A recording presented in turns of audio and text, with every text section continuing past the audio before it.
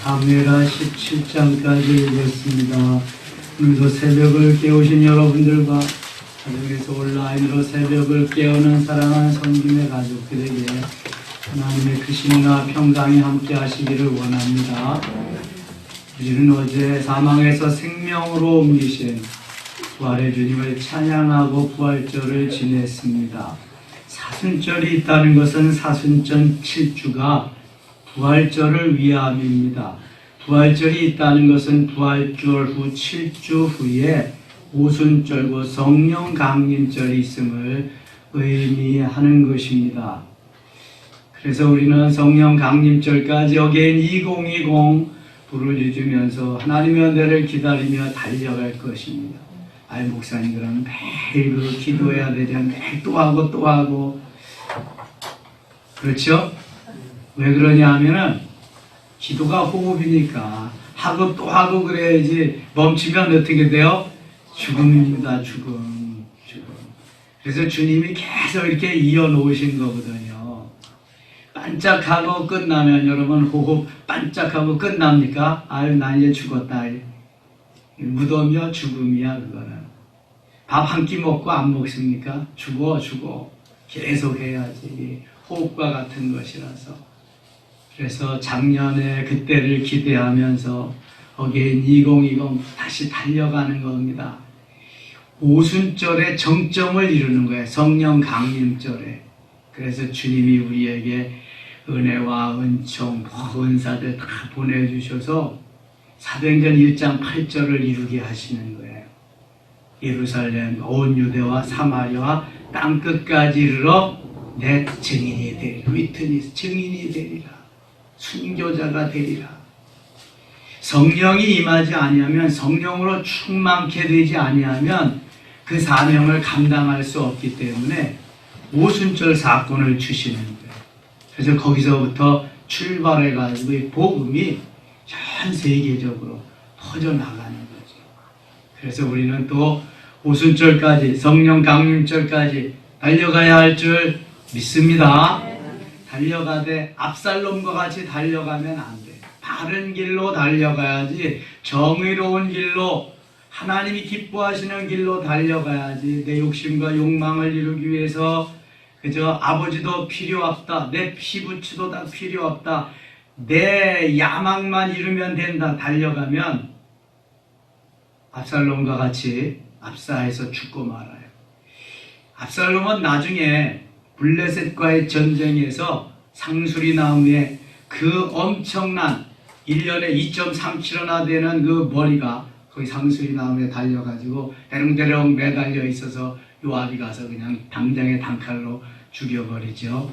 압살롬은 아버지 다윗이 가장 사랑하는 아들입니다. 그의 이복형 암논을 다말의 사건으로 인해서 쳐 죽이지만 압살롬은 너무 아버지의 사랑을 깨닫지 못하고 오히려 아버지를 대적하면서 아버지의 자리를 탐하면서 모의를 합니다. 쿠데타를 계획하고 4년 동안 치밀한 계획하에 아버지를 왕궁에서 몰아내고 자기가 왕좌에 앉는 못된 아들이 압살롬입니다. 다윗이 압살롬을 엄청 사랑했거든요. 어떤 아들들보다도. 근데 그 아들에게 왕의 자리를 빼앗기고 망합니다. 수많은 어려움을 당하면서 광야로 내쫓겨서 거기에서 귀양 생활을 하지요. 15장에 갑니다. 15장.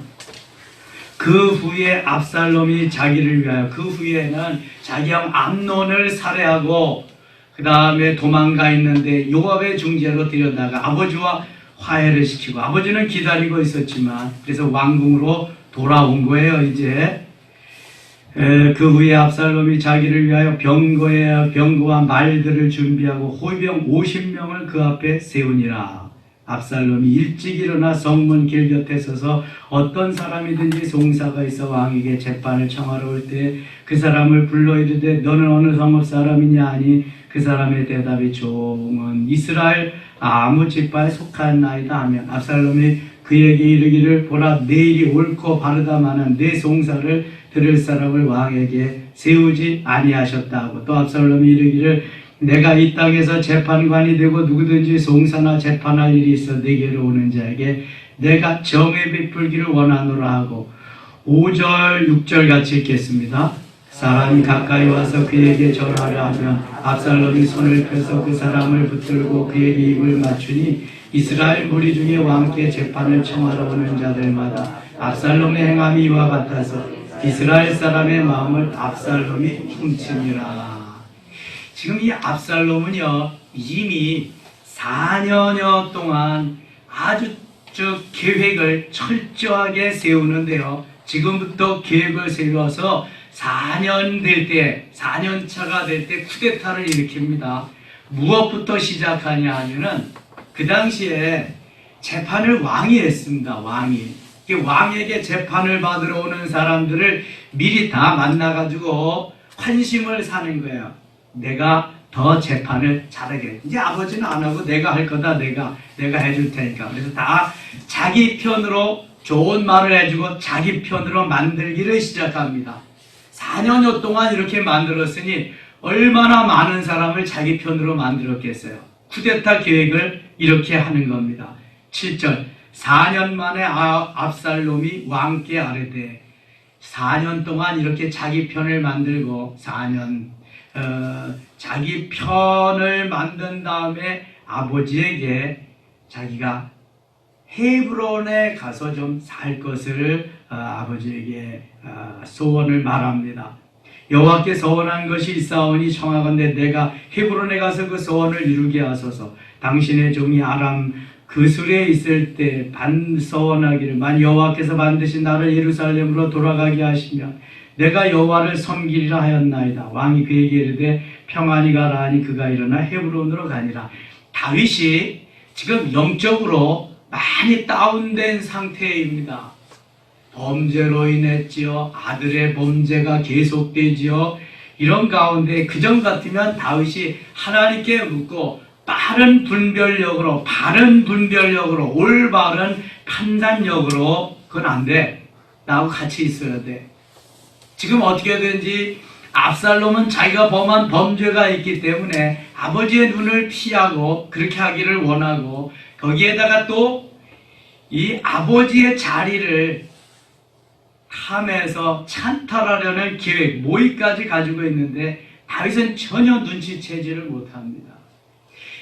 엘리 제사장이 마지막 때에 그 영적으로 눈이 어두워지고 전혀 영적인 세계를 제대로 헤아리 알지 못하는 것과 마찬가지로 지금 다윗도 많이 영적으로 해이해졌습니다. 침체되어 있는 상태인지라 아들이 반역을 하고 난리를 치면서 아들이 자기를 내쫓으려고 하는 것을 눈치도 채지 못합니다. 전혀. 10절에 갑니다. 이 압살롬이 정탐을 이스라엘 모든 지파 가운데 두루 보내 이르기를 너희는 나팔 소리를 듣거든 곧 말하기를 압살롬이 헤브론에서 왕이 되었다 하라 하니라. 온 세상에 다 자기의 편을 만들어 놓고 한 나팔 소리, 한 어떠한 그 지시, 사인이 있으면 압살롬이 헤브론에서 왕이 되었다고 가 그래라. 그때의 11절 청함을 받은 200명이 압살롬과 함께 예루살렘으로부터 헤브론으로 갔으니 200명이 다윗을 떠나서 압살롬에게로 간 거예요. 그들은 압살롬이 꾸민 그 모든 일을 알지 못하고 그저 따라가기만 한 사람들이라. 어중이 떠중이 압살롬의 그러한 계략에 의해서 아무것도 모르고 그냥 따라간 사람들이 또 여기 200만이나 됩니다. 200명이 따라갑니다.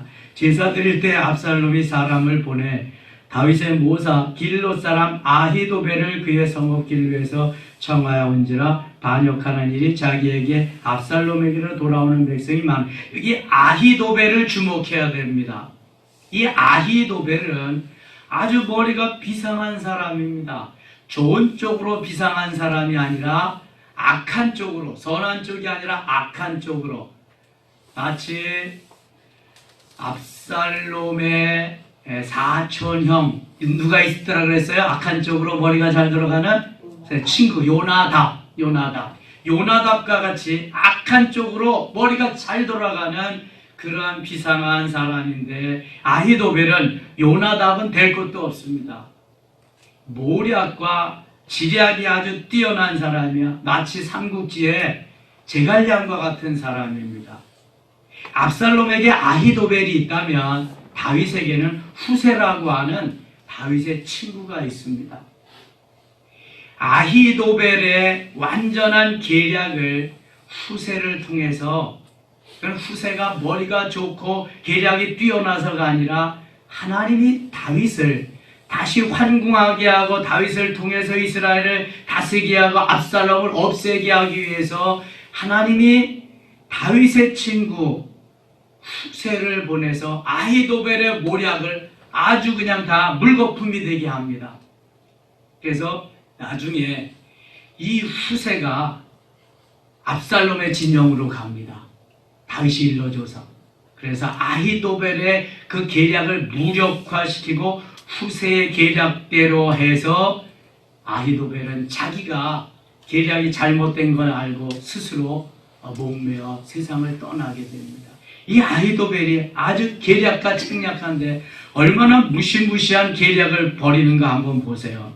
여러분, 무섭습니다. 아버지와 아들과의 사이에도 이러한 믿음의 가정, 신앙의 가정인데도 어마어마한 이러한 역사가 이 사단이 하는 거예요. 사단이 마귀가 꾸미는 거죠. 13절입니다. 전령이 다윗에게 와서 말하되 이스라엘의 인심이다 압살롬에게로 돌아갔나이다 한지라. 14절 같이 읽을게요.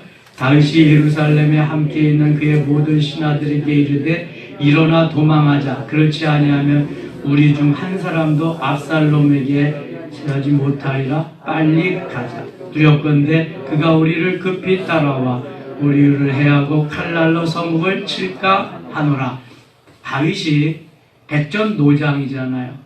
수없이 많은 전쟁을 치르고 뭐 이런 게 다반사였는데 판을 보니까, 정세를 보니까 이제 가만히 앉아서 다 죽임을 당하게 생긴 거예요.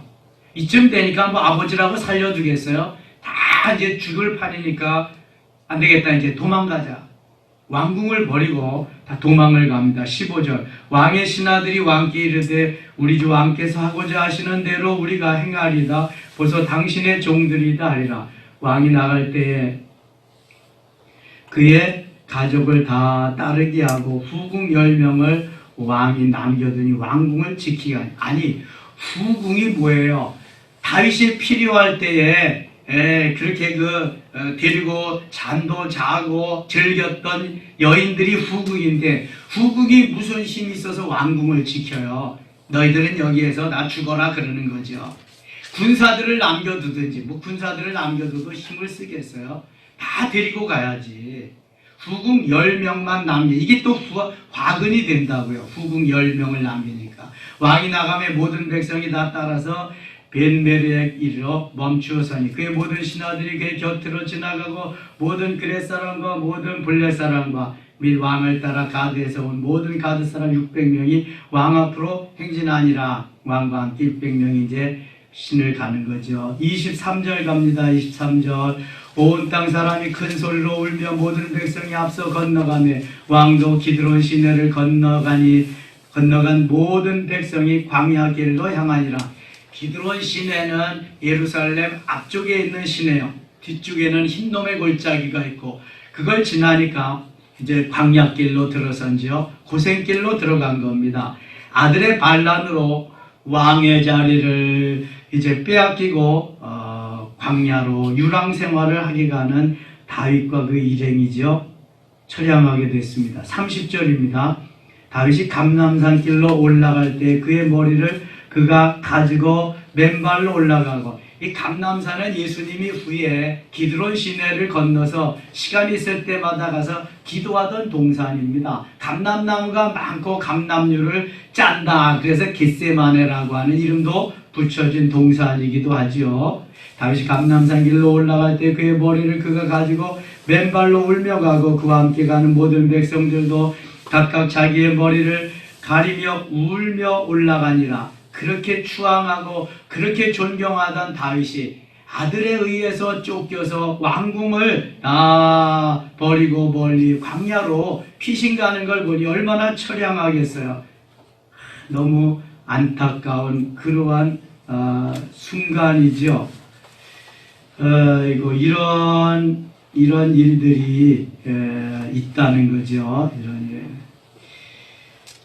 31절 어떤 사람이 다윗에게 알리되 압살롬과 함께 모반한 자들 가운데 아히도벨이 있나이다 하니 아히도벨 다윗도 다 알고 있습니다. 다윗이 이르되 여호와여 원하옵건대 아히도벨의 모략을 어리석게 하옵소서 하니라. 아히도벨이 얼마나 머리가 뛰어나고 주략이 뛰어난지 다윗이 다 알고 있었거든요. 아히도벨의 모략을 어리석게 하옵소서 기도까지 할 정도니까 이 아히도벨은 보통 사람이 아닙니다. 하나님이 아히도벨의 모략을 어리석게 하옵소서. 그리고 자기 친구 후세를 압살롬에게 후에 보내거든요. 다윗이 하나님을 경배하는 마루턱에 이를 때 아렉 사람 후세가 옷을 찢고 흙을 머리에 덮어쓰고 다윗을 맞으러 온지라. 친구가 보니까 다윗이 그 한심한 지경에 이르렀잖아요. 다윗이 그에게 이르되 내가 만일 나와 함께 나아가면 내게 누를 끼치리라. 내가 나와 함께 가면은 더 압살롬이 더 기고만장해서 나를 해하려고 할 거다. 그러지 말고 다윗이 이제 한 수를 가르쳐 줍니다. 34절 그러나 네가 만일 성읍으로 돌아가서 압살롬에게 말하기를 왕이여 내가 왕의 종이니이다. 전에는 내가 왕의 아버지의 종이었더니 이제는 내가 왕의 종이니이다 하면 내가 나를 위하여 아히도벨의 모략을 패하게 하리라. 그러니까 적진에 들어가서 압살롬에게 들어가서 압살롬의 편인 척하라는 거예요. 그러니까 압살롬을 위해서 내가 말을 하고 압살롬을 도와주는 척하되 그 계략이 압살롬에게는 화가 되도록 내가 한번 해보라는 거예요. 그러니까 생명을 걸고 적진에 들어가는 거죠. 지금 나와 함께 여기 있는 게 나를 도와주는 거 아니라 내가 압살롬의 적진에 들어가서 아히도벨의 계략을 무력화시킬 만한 그런 아이디어를 좀 제공하고 압살롬에게 그러한 좀 생각을 아이디어를 좀 주어라. 그래서 후세를 압살롬의 진영에 보내게 됩니다. 이거 뭐 무협지 있는 것 같아요. 그거 그냥 뭐 먹고 먹히고 이제 막 그런 게 막 일어나죠. 여기서 사독과 아비아달 두 제사장이 너와 함께 거기 있지 아니하냐. 내가 왕의 궁중에서 무엇을 듣든지 사독과 아비아달 두 제사장에게 알리라. 그들의 두 아들과 사독의 아히마스와 아비아달 요나단이 그들과 함께 거기 있나니 너희가 듣는 모든 것을 그들 편에 내게 소식을 알릴지니라 하는지라. 다윗의 편이 아직도 압살롬에게 있다는 거죠. 다윗의 친구 후세가 그 성읍으로 들어가고 압살롬도 예루살렘으로 들어갔더라. 예루살렘에서 쫓겨난 다윗은 광야에 와 있고 그 다음에 압살롬과 다윗의 친구 후세도 예루살렘 다윗성으로 들어갔죠. 16장입니다. 다윗이 마루턱을 조금 지나니 무비보셋의 종 시바가 안장지은 두 나귀의 떡 200개와 건포도 100송이와 여름과일 100개와 포도주 한 가죽 부대를 싣고 다윗을 맞은지라. 이 무비보셋은 누구의 아들이에요? 요나단의 아들입니다. 다리저는 요나단의 아들. 그래서 늘 다윗과 함께 같은 상에서 먹고 마시고 그랬는데 무비보셋을 돌보아주는 유모가 지금 다 잘 알죠. 시바라고 하는 종이죠. 시바. 근데 이 시바가 지혜로운 것 같아요. 다윗이 피난 가는 때에 이렇게 많은 것을 가지고 다윗에게 와서 다윗의 일행을 먹을 거리를 주는 거죠. 무비보셋은 아직 예루살렘 거기에 있고요. 그래서 다윗이 무비보셋이 가지고 있는 게 다 내 것이다. 고마워서 그러한 말을 합니다. 5절 가겠습니다. 5절. 다윗 왕이 바후림의 이름에 거기서 사울의 친족 한 사람이 나오니 게다의 아들이여 이름은 시므이라. 그가 나오면서 계속하여 저주하고 이 시므이를 주목해야 됩니다. 시므이는 사울이 왕일 때에 사울과 같은 편이었어요. 거기에서 한자리 해 먹던 사람이었는데 이제 다윗이 기울어졌잖아요. 압살롬이 왕을 내쫓고 자기가 왕이라고 있고 다윗은 피난 가는 시점에 있는데 비참하게 피난 가는 도중에 이 시므이가 나타나서 다윗을 저주하는 거예요. 6절. 또 다윗과 다윗 왕의 모든 신하들을 행하여 돌을 던지니 그때 모든 백성과 용사들은 다 왕의 좌우에 있었더라.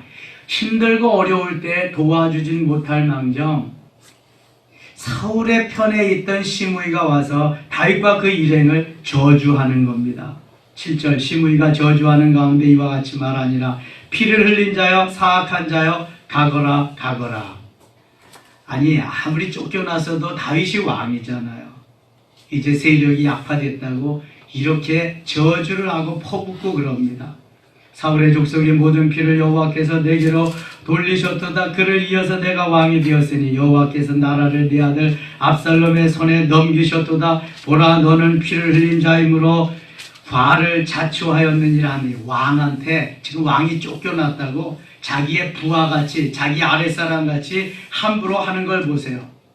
8절 중반절 보세요. 여호와께서 나라를 내 아들 압살롬의 손에 넘기셨도다. 아주 그냥 뭐 입이 달렸다고. 보라 너는 피를 흘린 자이므로 화를 자초하였느니라. 내가 전쟁에서 많은 피를 흘렸기 때문에 화를 자초했다. 내 아들에게 넌 왕위를 빼앗긴 거다. 얼마나 지금 속에서 불이 나겠어요.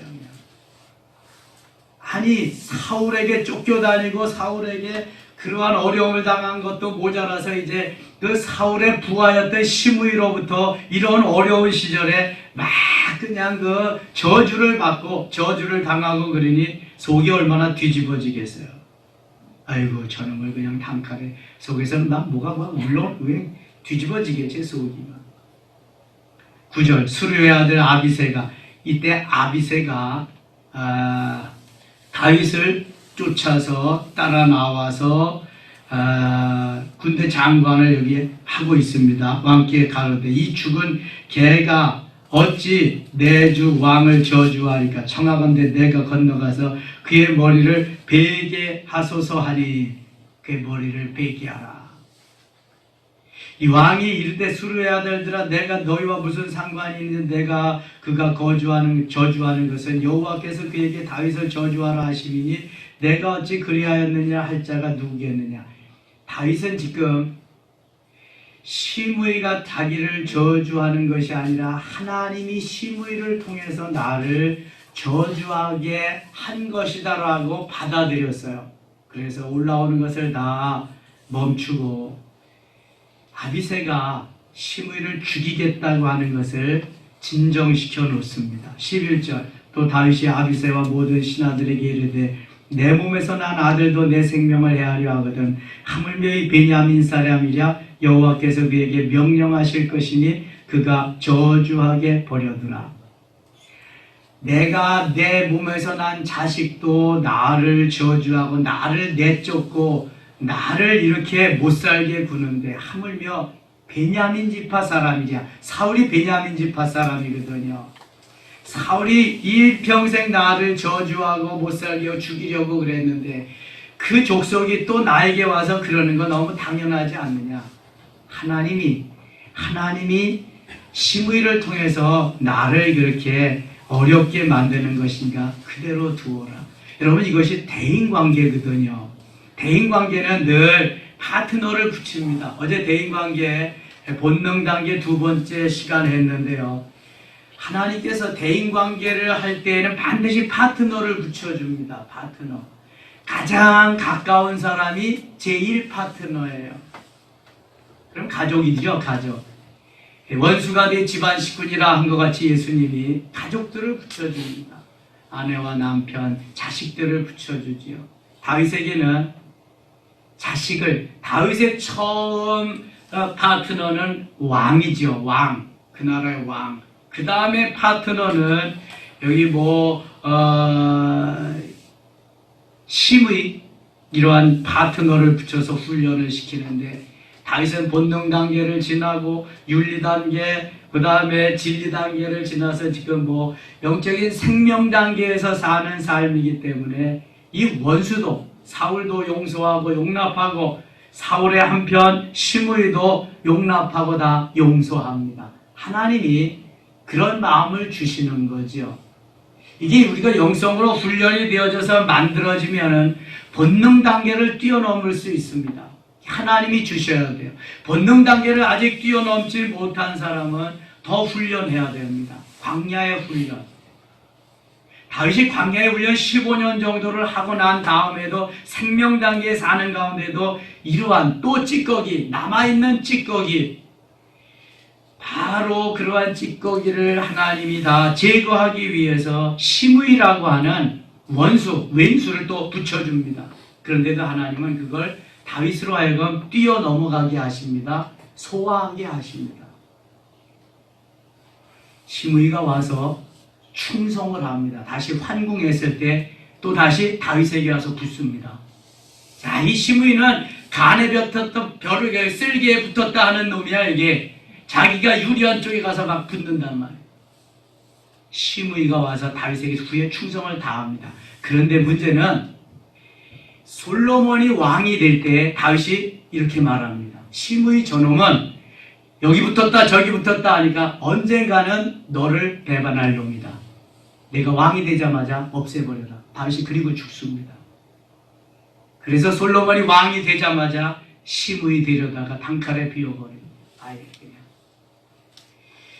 여기까지는 근데 다윗이 원수까지도 사랑하면서 그러한 용납하는 이러한 아량을 보이고 그럽니다. 자, 12절 혹시 여호와께서 나의 원통함을 감찰하시리니 오늘 그 저주 때문에 여호와께서 선으로 내게 갚아주시리라.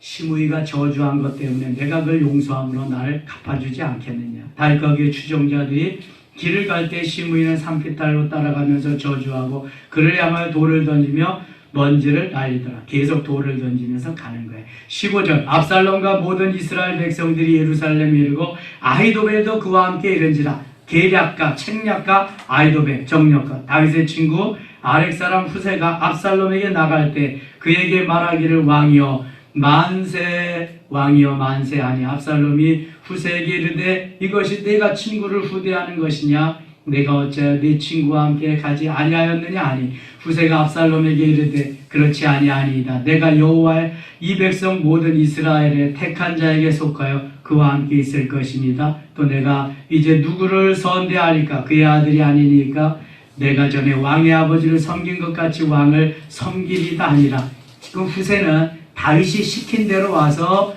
압살롬의 부하, 종이 되겠다고 이렇게 맹세를 합니다. 20절 압살롬이 아히도벨에게 이르되 너는 어떻게 행할 계략을 우리에게 가르치라 하니 아히도벨이 압살롬에게 이르되 왕의 아버지가 남겨두어 왕궁을 지키게 한 후궁들과 더불어 동침하소서. 그리하면 왕께서 왕의 아버지가 미워하는 바됨을 온 이스라엘이 들으리니 왕과 함께 있는 모든 사람이 힘이 더욱 강하여지리다 아니라.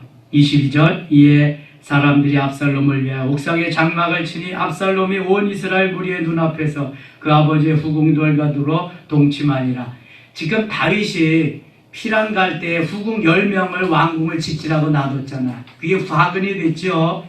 지금 아히도벨의 계략은 다윗의 후궁들과 만인이 보는 앞에서 왕궁 지붕에서 동침하라는 거예요. 아버지의 후궁들하고. 그래서 사람들이 아버지와 아들 관계는 이거 뭐 칼로 물베기지 이거 아무것도 아니다. 다시 다윗이 와서 환궁에서 나라를 다스릴 것이다. 그렇게 생각하고 있을 때에 여기 아히도벨의 계략으로 말미암아 아버지의 후궁들을 대낮에 백주에 많은 사람들이 보는 앞에서 동침을 하고 그러면은 이거 아버지와 아들과의 관계는 이미 끝났구나. 이제 압살롬이 영원한 이 나라의 왕이 될 것이구나. 그러한 것을 심어주기 위해서 많은 사람들이 보는 앞에서 왕궁 지붕에서 동침하도록 이렇게 만든 거예요. 아히도벨이 참 나쁜 놈이죠. 이 압살롬을 영원히 왕이 되게 하기 위해서 도구로 사용한 거죠. 23절입니다. 있어서는 안 될 일이 벌어지며 그때 아히도벨이 베푸는 계략은 사람이 하나님께 물어서 받은 말씀과 같을 것이라. 하나님이 주시는 지혜와 맞먹는 게 아히도벨의 계략이라는 거예요. 아이도벨의 모든 계략은 다윗에게나 압살롬에게나 그와 같이 여겨졌더라. 그게 웬만한 사람이 할 수 없는 그러한 계략을, 아이디어를 이 아이도벨은 낸다. 그런데 하나님이요, 다윗 편이지 압살롬 편이 아닙니다. 아이도벨의 계략을 무력화시키기 위해서 후세의 계략을 압살롬이 채택하게 합니다. 그래서 후세의 계략대로 해가지고 압살롬은 이제 거의 패하게 되고요. 여기 후세의 계략이 잘 진행이 되어가지고 아이도벨은 내가 이제는 더 이상 살아야 할 이유가 없다고 목매달아 죽습니다. 22절입니다. 22절. 다윗이 일어나 모든 백성과 함께 요단을 건너세 새벽까지 한 사람도 요단을 건너지 못한 자가 없었더라. 아이도벨이 자기 계략이 시행되지 못함을 보고 나귀의 안장을 지우고 일어나 고향으로 돌아가 자기 집에 이르러 집을 정리하고 스스로 목매어 죽음에 그의 조상의 묘에 장사되니라. 이제 자기는 더 이상 압살롬에게 필요한 존재가 아니니까, 자기의 가치가 땅에 떨어졌으니까 그는 목매어 죽고 말았습니다. 가룟 유다도 목매어 죽고 말았지요.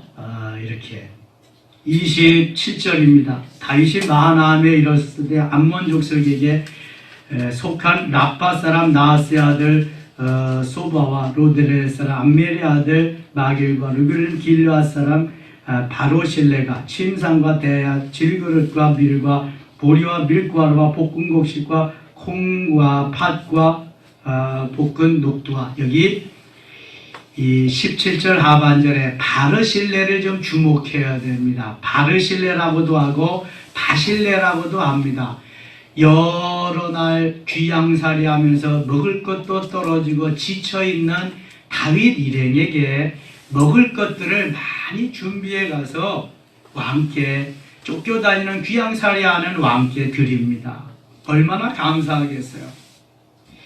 29절 볼까요? 꿀과 버터와 양과 치즈를 가져다가 다윗과 그와 함께한 백성에게 먹게 하였으니 이는 그들 생각에 백성이 들에서 시장하고 고운하고 목마르겠다 하니더라. 바르실레의 이러한 온정으로, 이러한 마음소중으로 다윗이 너무 고마워합니다. 그래서 압살롬이 이 전쟁에서 이제 싸움에서 지거든요. 상수리 나무에 머리가 달려가지고 요압이 가서 죽여가지고 다시 환궁을 하게 될 때에 다윗이 말합니다.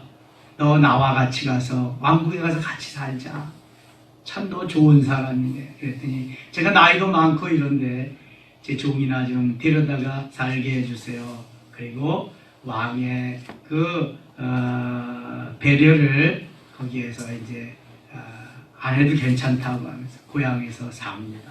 바실레 아주 좋은 사람이죠. 아이도벨과 같은 나쁜 놈도 있는데, 나쁜 사람도 있는데 바르실레와 같은 좋은 사람들도 있다. 그래서 하나님은 선한 사람 편, 다윗의 편이지 압살롬의 편이 아니다. 내일이 기대되죠. 압살롬이 이제 패하게 되고요. 다윗이 다시 황궁하게 됩니다. 오늘도 우리에게 어떤 사단이 역사할지 몰라요. 어떤 파트너가 나에게 또 다가올지 모릅니다. 잘 소화하면서 하나님의 뜻이 무엇인가 분별하면서 승리한 날 되실 수 있기를 원합니다. 하나님 아버지 고맙습니다. 주님 저희들을 사랑하시고 왕의 자리에 있지만 때로는 아들에 의해서 이렇게 쫓겨날 때도 있습니다. 이런 일 저런 일 다 있는 것이 세상사인데 하나님께 묻고 하나님이 원하시는 아름다운 삶을 살아 승리케 하소서. 오순절 성령 강림절까지 달려갑니다. 하나님 도와주시고요. 늘 승리케 하시고 성령 충만의 역사가 있게 하여 주옵소서. 예수님 이름으로 기도드리옵나이다. 아멘.